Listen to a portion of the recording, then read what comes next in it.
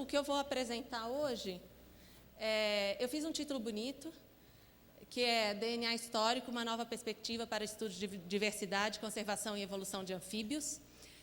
Esse não é meu projeto de pós-doutorado, esse não é o meu projeto de doutorado, mas esse é uma paixão que me move desde que eu entrei na graduação e talvez desde antes, e que eu tive a oportunidade de testar com anfíbios. Tá? É um título bem bonito, mas não é a verdade, porque o que eu vou falar mesmo hoje é sobre a obtenção de amostras fixadas em formol. E eu acho que eu não preciso explicar muito por que a gente tem interesse nisso. Muito menos para uma plateia dessa.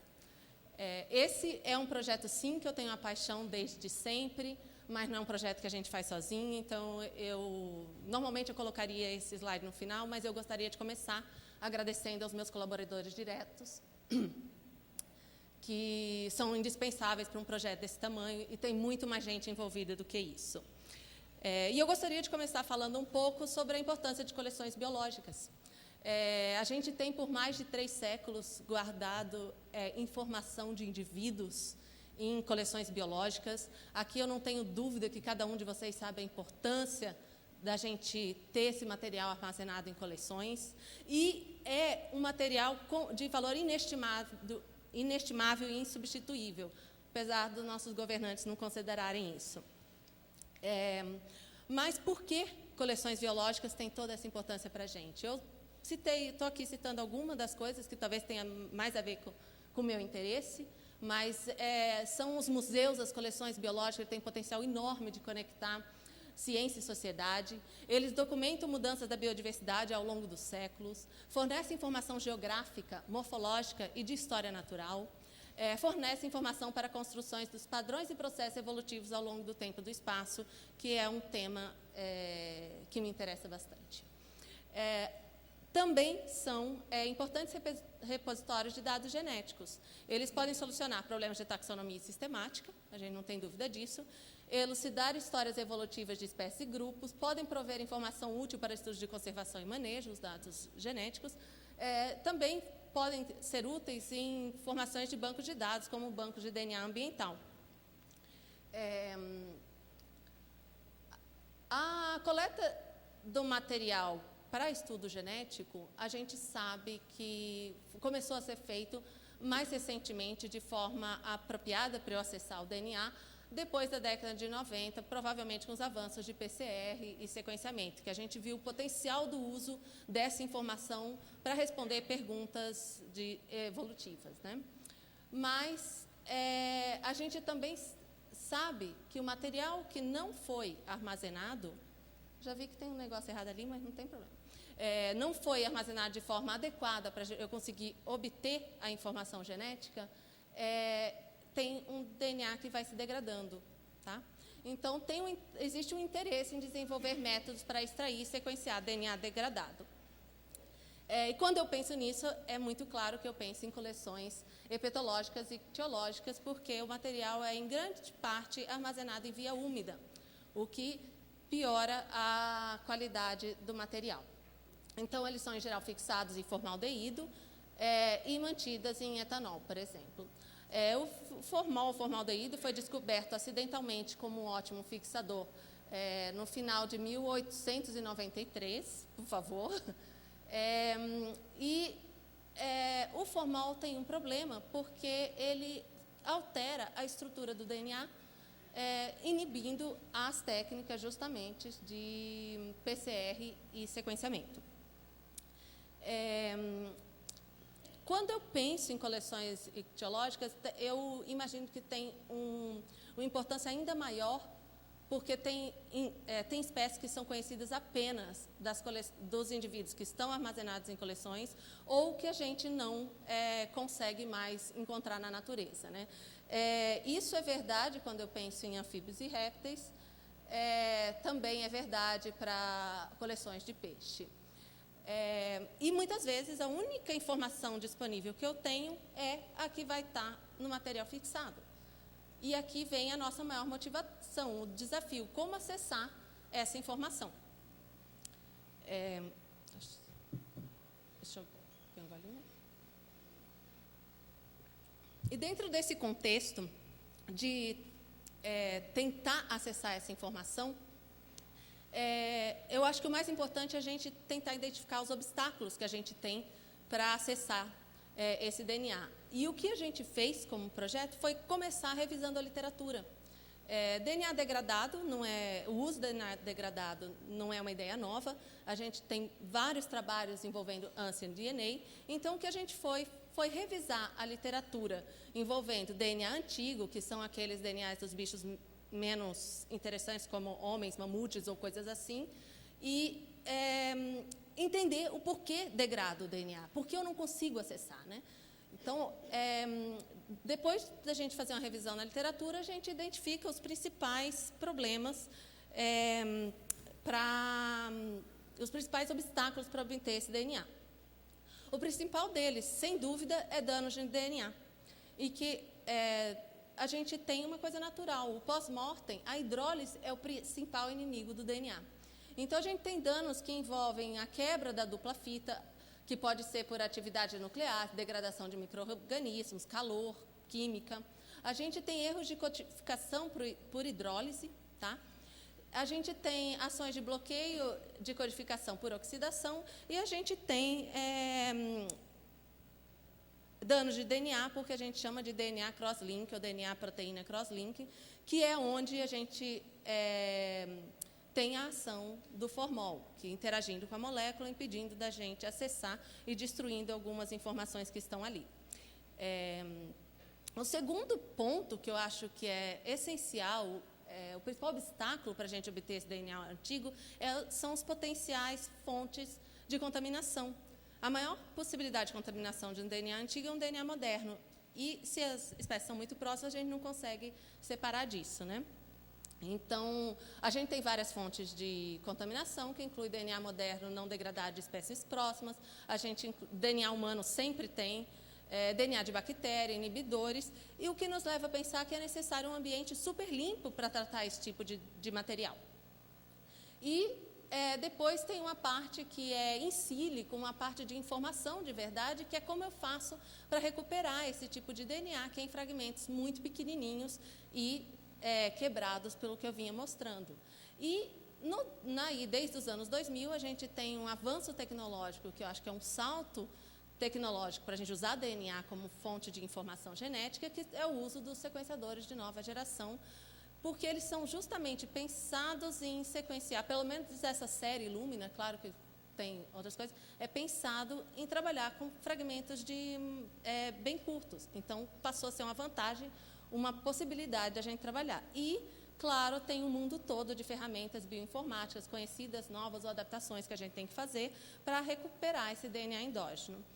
Então, nesse cenário, eu acho que o segundo passo é a gente pensar em colaboradores que tenham um conhecimento que a gente não tem, que possa se juntar nesse desafio. Nesse caso, a gente contactou o professor Michael Hofreiter, que ele lidera um laboratório que é principalmente para DNA antigo e DNA que a gente chama histórico, que seriam as coisas que têm entre 200 e 300 anos, ou DNA moderno.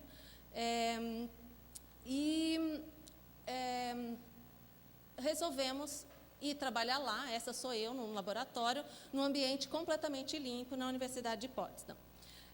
Mas não são só répteis e anfíbios que estão em coleções úmidas.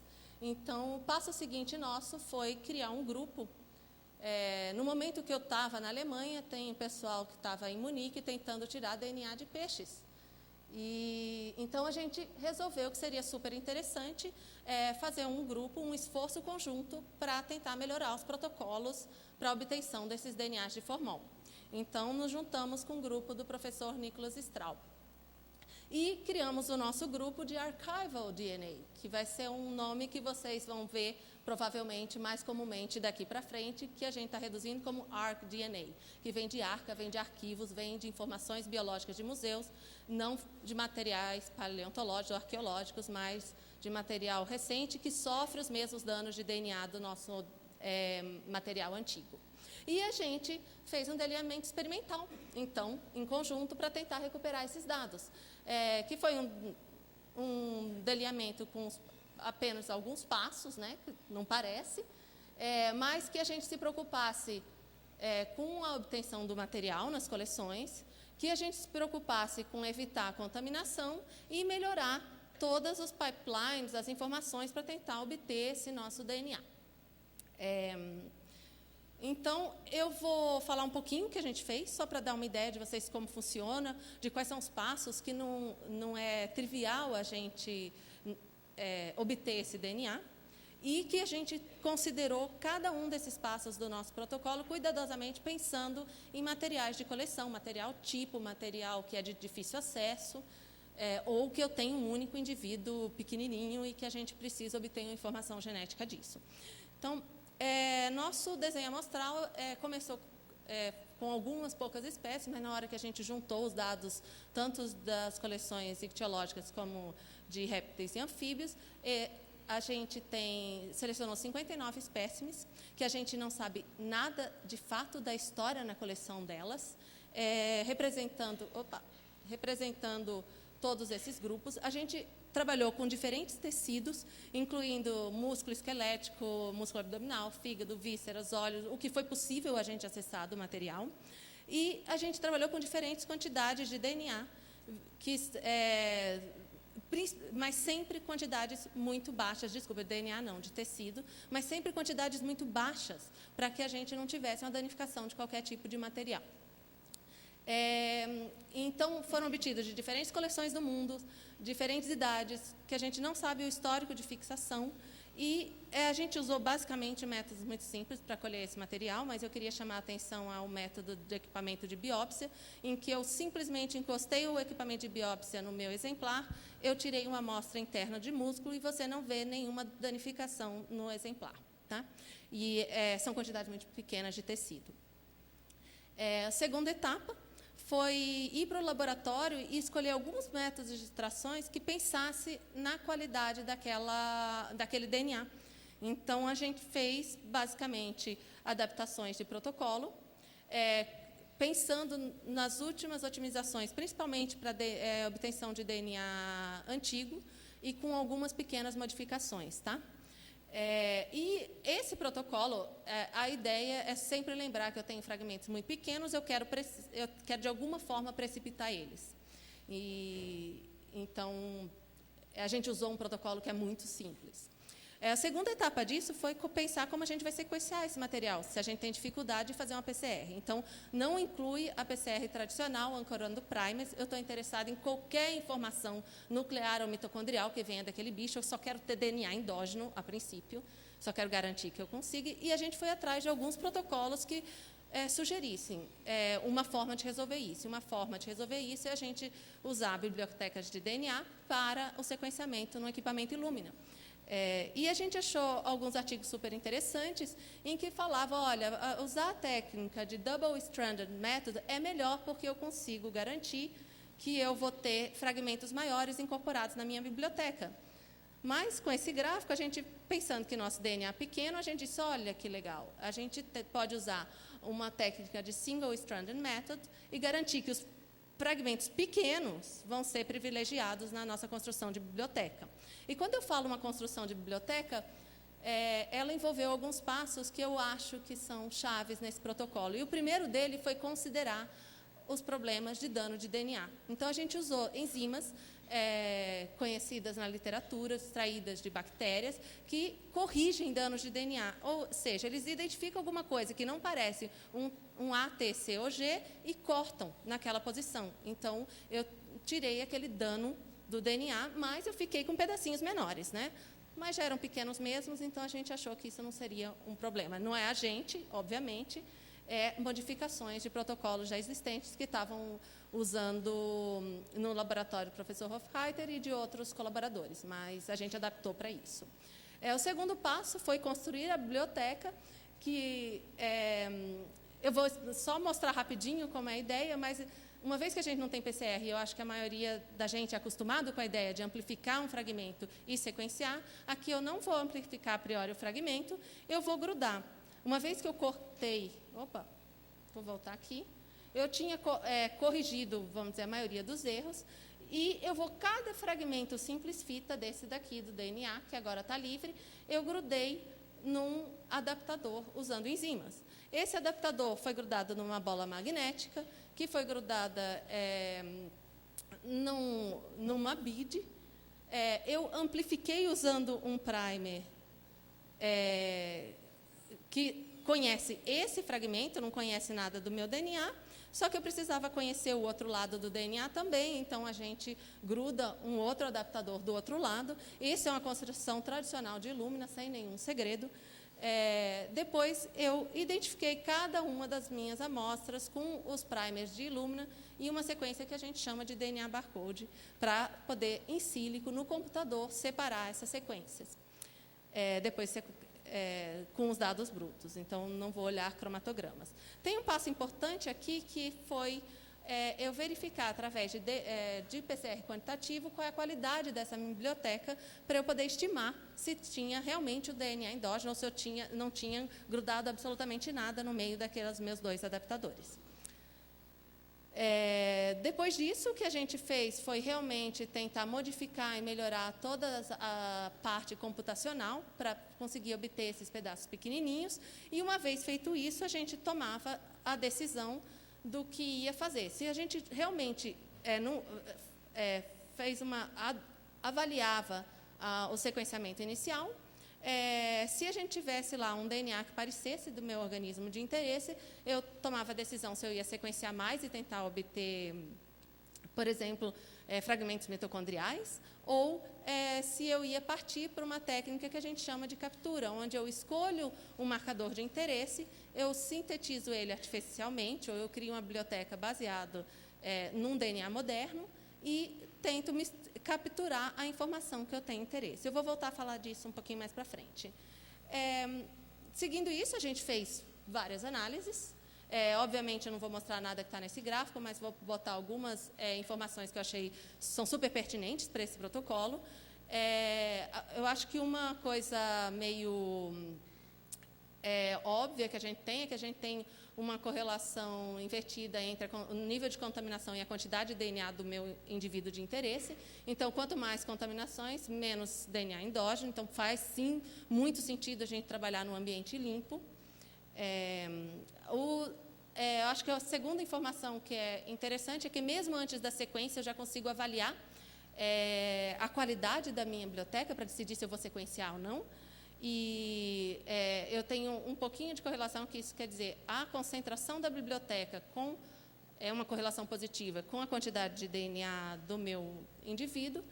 E, finalmente, e o que eu acho mais interessante desses dados que a gente fez com 59 indivíduos, é que a quantidade de DNA não é correlacionada com a quantidade de tecido inicial e nem o tipo de tecido.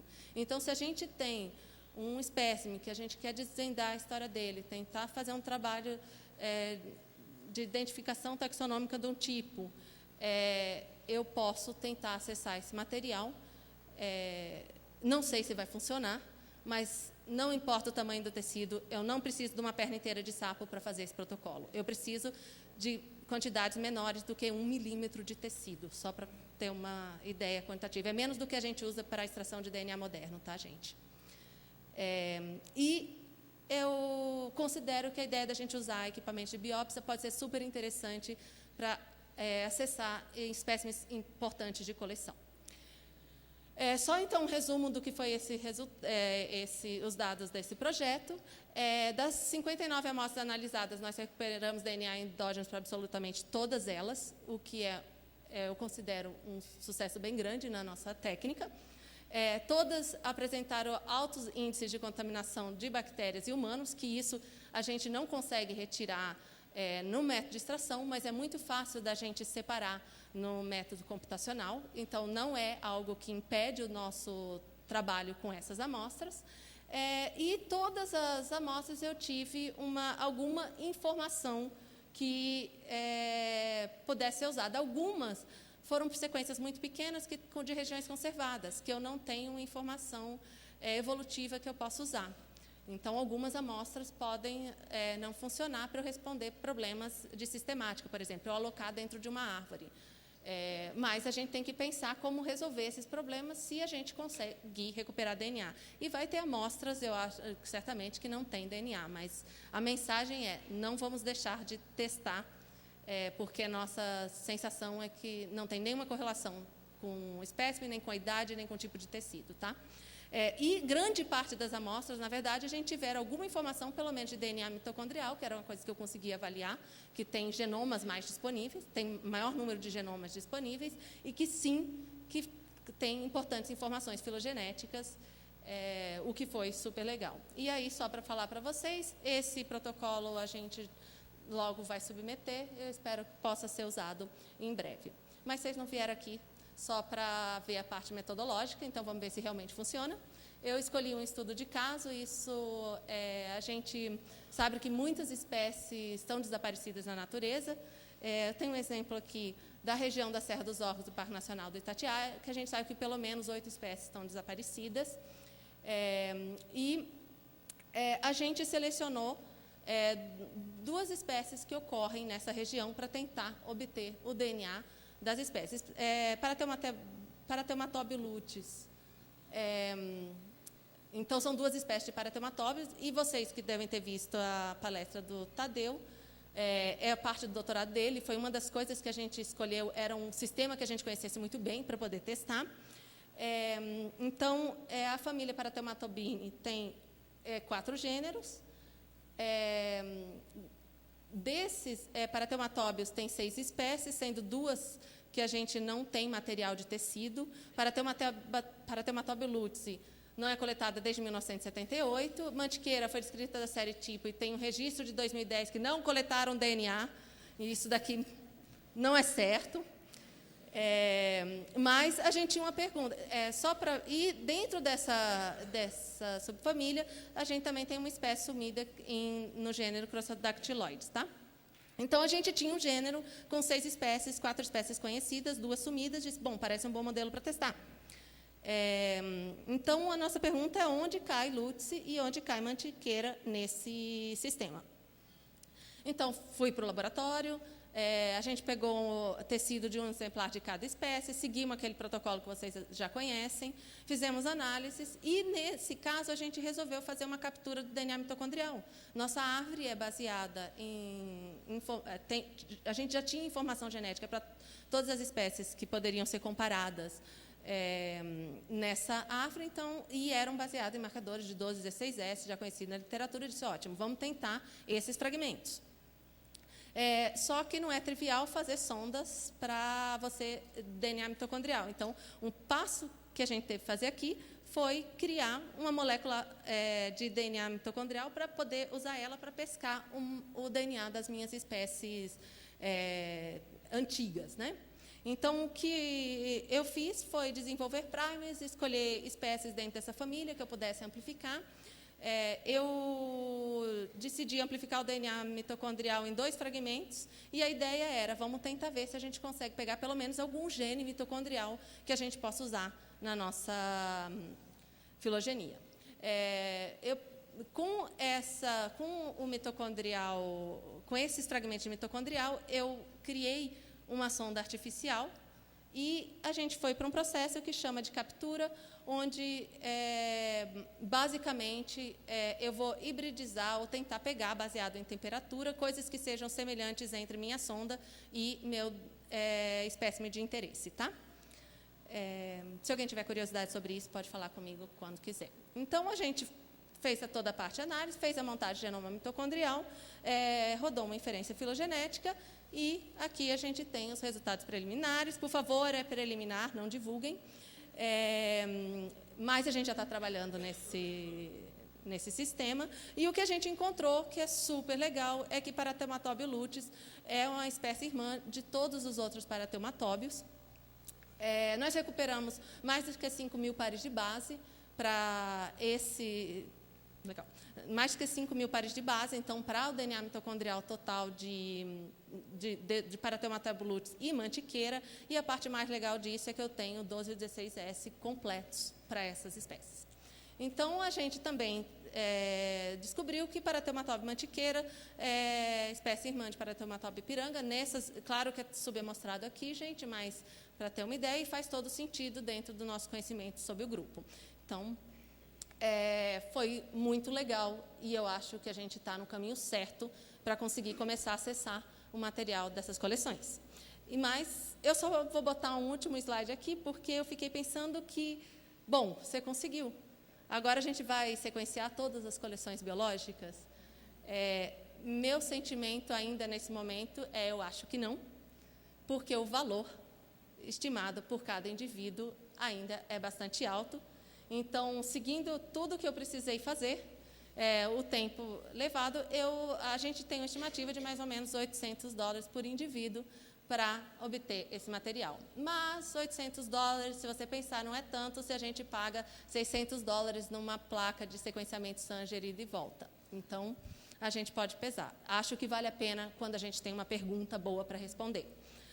Mas tem uma coisa que não está nessa equação, que é o tempo que a gente leva para isso e que faz com que a gente tenha que pensar muito bem também cada uma das questões, cada pergunta que a gente tem que gostaria de resolver com um método desse. Então, só para vocês terem uma ideia, eu levo mais ou menos 10 dias para preparar cada amostra. Eu não posso preparar muitas amostras ao mesmo tempo. No nosso laboratório, eu posso fazer a extração de, sei lá, eu faço 2 placas, 190 extrações em 2 dias, então isso não vai acontecer para DNA antigo. Então, a gente fez, nesses protocolos todos, um máximo de 4 espécies filogeneticamente muito distintas por vez, colocando controles em todos os processos de extração, que é outra coisa muito importante. Então, e nem conto a hora o quanto a gente espera para sequenciar, e, sem dúvida, a hora do especialista analisando isso. Não está computada nesse valor de $800, tá? Mas eu vou aqui também dar uma boa notícia para vocês, considero uma boa notícia para mim. Eu falei muito do laboratório limpo, precisei fazer na Alemanha, porque eu não encontrei um laboratório que eu pudesse trabalhar com um animal aqui, e já posso dizer que a gente tem um projeto aprovado, sob coordenação do professor Taran Grant, na USP, e teremos, se tudo correr bem, em janeiro de 2020, o nosso primeiro laboratório limpo aqui no Brasil, para trabalhar com as nossas amostras de coleção de museu, principalmente baseadas em fixação em formalina. Então, eu acho que era isso que eu tinha para dizer. Muito obrigada pela atenção de vocês, por resistirem bravamente até 4h30 da tarde. Eu tenho que agradecer, sem dúvida, a todas as instituições. Sem elas, esse projeto não existe. E, claro, ele nunca. É o que eu tinha para apresentar. Obrigada.